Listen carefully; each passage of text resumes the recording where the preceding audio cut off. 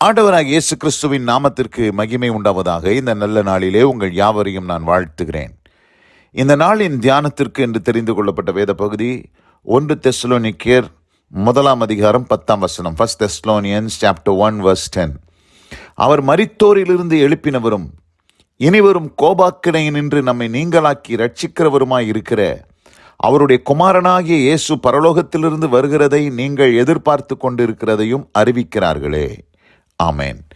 பிரியமானவர்களே, நான் வாசிக்க கேட்டதான இந்த வார்த்தைகள் அப்போஸ்தலனாகிய பவுல் இந்த தெசலோனிக்கே சபையை குறித்து சொல்லப்பட்ட சாட்சிகளை இந்த இடத்தில் எழுதுகிறார்.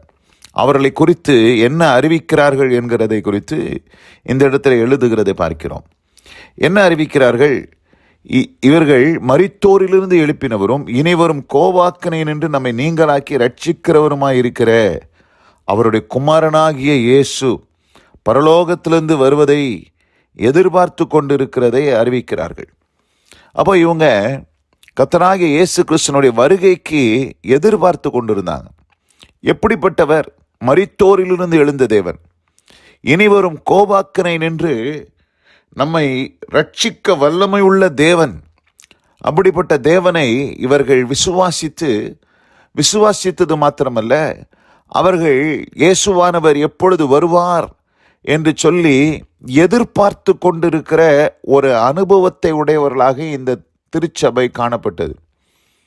இந்த சபை எதிர்பார்த்தது சபை மாத்திரமல்ல, இந்த சபை ஒரு முன்மாதிரியான சபையாக கருதப்பட்டது. 6 வசனத்தை 1 அதிகாரம் 6 வசனத்தையும் 7 வசனத்தையும் வாசிக்கிறேன். நீங்கள் மிகுந்த உபத்திரவத்திலே பரிசுத்த ஆவியின் சந்தோஷத்தோடே திருவசனத்தை ஏற்றுக்கொண்டு எங்களையும் கர்த்தரையும் பின்பற்றுகிறவர்களாகி. இந்த இடத்துல இந்த சபை மக்கள் மிகுந்த உபத்திரவத்தின் நடுவில் தான் இவர்கள் கிறிஸ்து இயேசுவை பின்பற்றுகிறவர்களாக மாறினார்கள்.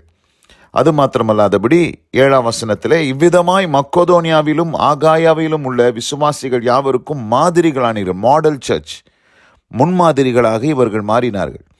அப்படிப்பட்ட சபைதான் இந்த தெசலோனிக்கே சபை. இந்த சபை மிகுந்த உபத்திரவத்தின் நடுவில் உருவான சபை.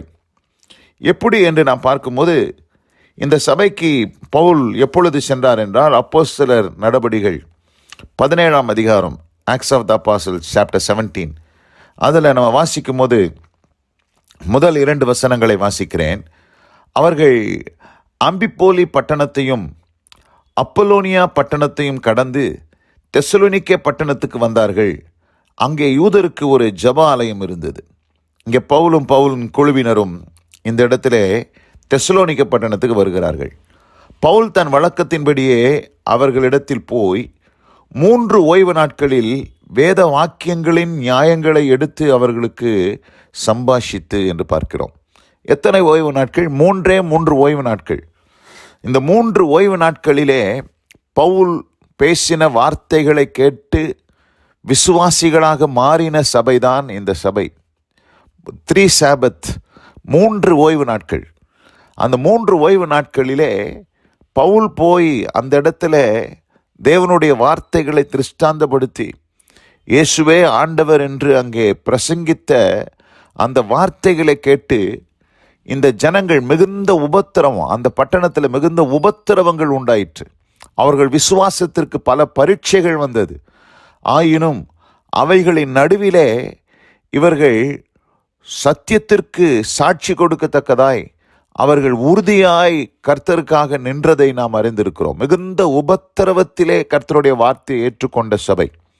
அது மாத்திரமல்லாதபடி இவர்கள் 3 வாரம்தான் பவுலினுடைய பிரசங்கத்தை கேட்டு மனம் திரும்பி ரட்சிக்கப்பட்டு இவர்கள் இயேசுவை விசுவாசிக்கிறவர்களாக மாறினது மாத்திரமல்லாமல், இந்த சொற்ப காலம் பவுல் அங்கே தங்கியிருந்தாலும் அங்கே அவர்களுக்குள் ஒரு ஆழமான சத்தியத்தை பவுல் சொல்லியிருந்தபடினால் வருகைக்கு தங்களை ஆயத்தப்படுத்தி வருகைக்காக எதிர்நோக்கி இருக்கக்கூடிய ஒரு நிலையை இந்த இடத்துல நாம் பார்க்கிறோம்.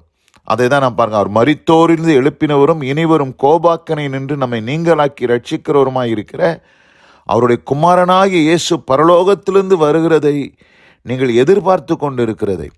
அப்போ எதிர்பார்ப்பு அவர்களுக்கு இருந்துச்சு. இயேசுவின் வருகையை குறித்து எதிர்பார்த்துக்கிட்டு இருந்தாங்க. அப்போ ஒரு 3 வாரம் பிரசங்கம் பண்ணி உருவான ஒரு உபத்திரவத்தின் நடுவில் உருவான ஒரு சபை இயேசு கிறிஸ்துனுடைய வருகைக்கு எதிர்பார்த்து கொண்டு இருக்குது அப்படின்னு சொல்லி நாம் பார்க்கும்போது நமக்கு அநேக நேரத்தில் நமக்கு அது வெட்கமாய் தோன்றுகிறது. ஏனென்று சொன்னால், நாம் பல 100 வருஷங்கள், கிட்டத்தட்ட 2000 வருஷத்துக்கு மேலே இந்த சபையில் கர்த்தருடைய வசனம் போதிக்கப்பட்டு வருகிறது. ஒருவேளை இந்த செய்தியை கேட்டுக்கொண்டிருக்கிற அன்பான சகோதரனே, சகோதரியே, ஒருவேளை நீங்கள் ரட்சிக்கப்பட்ட நாள் முதல், ஒருவேளை நீங்கள் கிறிஸ்தவனாய் பிறந்த நாள் முதல் நீங்கள் அநேக வசனங்களை கேட்டுக்கொண்டவர்களாக இருக்கலாம், அநேக உபதேசங்களை கேட்டவர்களாக இருக்கலாம், அநேக சத்தியங்களை கேட்டவர்களாக இருக்கலாம், குறிப்பாக வருகையை குறித்த அநேக பிரசங்கங்களை கேட்டவர்களாக இருக்கலாம். ஆனால் இன்றைக்கு நீங்களும் நானும் இப்படிப்பட்டவர்களாய் இயேசு கிறிஸ்துனுடைய வருகைக்கு ஆயத்தமுடையவர்களாய் மாத்திரமல்ல, எப்பொழுது வருவார் என்று எதிர்பார்த்து கொண்டிருக்கிறவர்களாக நாம் வாழ்கிறோமா என்கிறதான ஒரு கேள்வியை நமக்குள்ளே கேட்கும் பொழுது அது நமக்கு ஒரு பெரிய சவாலாக இருக்கிறது என்பதை நாம் ஒத்துக்கொள்ள வேண்டும்.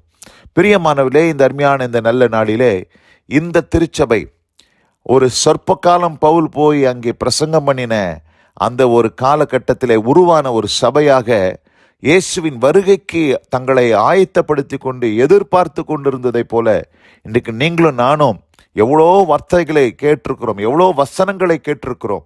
கேட்டும் நாம் இன்றைக்கு இவர்களைப் போல் இல்லை என்று சொன்னால் அது நமக்கு வெட்கமாய் தோன்றுகிற ஒரு காரியமாக மாறும் என்பதில் எந்த சந்தேகம் இல்லை. ஆதலால் பிரியமானவர்களே, இந்த வார்த்தைகளை கேட்டுக்கொண்டிருக்கிற அன்பான சகோதரனே, சகோதரியே, இந்த வார்த்தைகளின்படியாக நாமும் இந்த தெசலோனிக்க சபையை போல இயேசு கிறிஸ்து பரத்திலிருந்து வரக்கூடிய அவரை நாம் எப்பொழுதும் எதிர்பார்த்து கொண்டிருக்கிறவர்களாக இருக்க, நம்முடைய வாழ்க்கையில் அப்படிப்பட்ட அனுபவத்தை உடையவர்களாய் மாற கர்த்தர் நமக்கு கிருபையும் சகாயம் செய்தருவராக. இந்த வார்த்தைகளை கேட்ட உங்கள் ஒவ்வொருவருக்கும் தேவன் அப்படிப்பட்ட அனுபவத்தை தந்து ஆசீர்வதிப்பாராக. God bless you all. ஆமேன், ஆமேன். நாம் ஜெபிப்போம். எங்கள் அதிகமாய் நேசிக்கிறதான எங்கள் அன்பின் பரலோக பிதாவே, நாங்கள் தியானிக்க கேட்ட இந்த வார்த்தையின்படியாக ஆண்டவரே, 3 ஓய்வு நாட்களில் பிரசங்கம் பண்ணி ஆண்டவரே உருவான ஒரு சபை அது இயேசுவினுடைய வருகைக்கு எதிர்பார்த்து கொண்டிருக்கிற சபையாக மாறினது என்பதை நாங்கள் அறிந்திருக்கிறோம். ஆனால் நாங்கள் எத்தனை திரளான வசனங்களை கேட்டு கேட்டு கேட்டு ஆண்டவரே, நாங்கள் இன்றைக்கு உம்முடைய வருகைக்கு ஆயத்தம் இல்லை என்று சொன்னால் அதை பார்க்கிலும் ஒரு அவல நிலை வேறு ஒன்றுமில்லை என்பதை நாங்கள் அறிந்து கொள்ள வேண்டிய ஒரு காலகட்டத்தில் வாழ்ந்து கொண்டிருக்கிறோம் என்பதை இந்த நாளிலே உம்முடைய சமூகத்திலே நாங்கள் தெரியப்படுத்துகிறோம். இந்த வார்த்தைகளை கேட்ட பிள்ளைகள் ஒவ்வொருவருத்திற்கும் அப்படிப்பட்ட உணர்வை தந்து ஒவ்வொருவரும் தங்களை ஆயத்தப்படுத்தி கொண்டு உம்முடைய வருகைக்கு தங்களை ஆயத்தப்படுத்தி கொள்ள, வருகைக்கு எதிர்பார்த்து கொண்டிருக்கிற ஒரு அனுபவத்தை உடையவர்களாய் மாற கர்த்தர் கிருபையும் சகாயம் செய்தருவீராக. ஆசீர்வதித்து வழிநடத்தி காரம் தேவ கிருபைக்கு தாழ்த்துகிறேன். இயேசு கிறிஸ்துவின் வல்ல நாமத்தில் பிதாவே. ஆமேன், ஆமேன்.